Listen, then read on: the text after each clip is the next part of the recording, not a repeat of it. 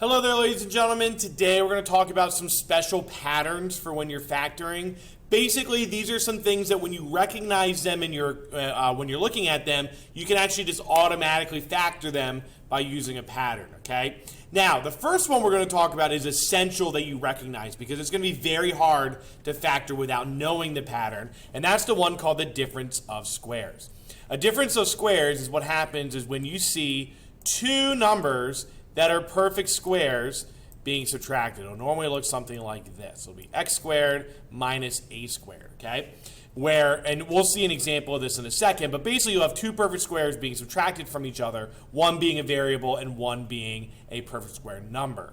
And what you can do is you can automatically jump right away to factoring this to become x plus a times x minus a. Okay, so as we're going to see in a second, here's an example that we could look at. Let's say we have x squared minus 25. This would be an example of a difference of squares because 25 is a perfect square and x squared is a perfect square. And so we can factor this right away to x plus 5 and x minus 5. And that would be an example of a difference of squares, and we can factor it right away because we know the square root of 25 is 5. So a squared, it's like 5 squared, and that's what goes in these spots, okay? The reason why we can jump to this and the reason why we can factor like this is think about what happens when you would FOIL this out, right? If we were going to FOIL this out, our first term would be x squared.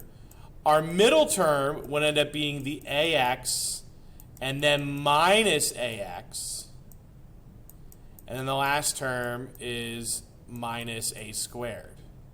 And you can see how these middle two terms are going to cancel out. They're going to go away, which is why we end up with this middle term kind of being 0, basically disappears, okay? And that's kind of the telltale factor of, I'm going to factor this that way because when I see a binomial, I immediately should be thinking about, is this a difference of squares? Are these both perfect squares? Can I factor it in that way, okay? Now, the other one is one that's going to be a little bit less important. This is called a perfect square trinomial.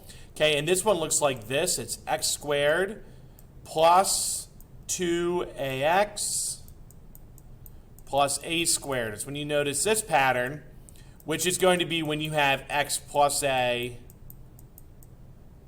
times x plus a. And remember, when you think about your formula here, this also works when they're both subtracting. You'll just have a negative here instead, okay? But this is a perfect square trinomial. This one's not as important to recognize. You could factor this one like normal and not even notice that it's kind of got this special pattern. But if you can notice it, it does kind of save you a little bit of steps. For example, an example of this would be something like x squared plus 6x plus 9. Okay, where we can see, oh, you know what? This middle term is 3 times 2. This last term is 3 squared. So without kind of doing any factor grouping or any of that, I can just jump right to x plus 3 times x plus 3. Okay? And that's my factor pattern. I can jump right to this factor just by doing it that way. All right, so let's identify some factor patterns and factor these following examples. Let's look at the first one. We have x squared minus 36. Remember, anytime you see two terms or a binomial, you should immediately be thinking, are these perfect squares? Is this a difference of squares? And this one, in fact, is. We can factor this one to be x plus 6 times x minus 6. So that's an example of a difference of squares. Easy peasy lemon squeezy when you know to look for it, okay? The next one, hey, this one I noticed, 16, that's a perfect square. Is this middle term 4 times 2? It is. That must be my factor pattern. This is a perfect square trinomial. I can jump right to x plus 4 times x plus 4. And again, in like the wild, when you're just factoring a bunch of problems, if you don't recognize this, it's not as big a deal because if you were to factor this like normal, you would just go ahead and you'd get the x plus 4 times x plus 4.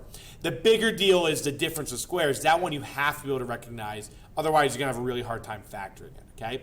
Let's look at this last one. Well, 12 is not a perfect square, and 3 is not a perfect square. Like, how is this a difference of squares if it's a binomial? Maybe this one just doesn't factor that way.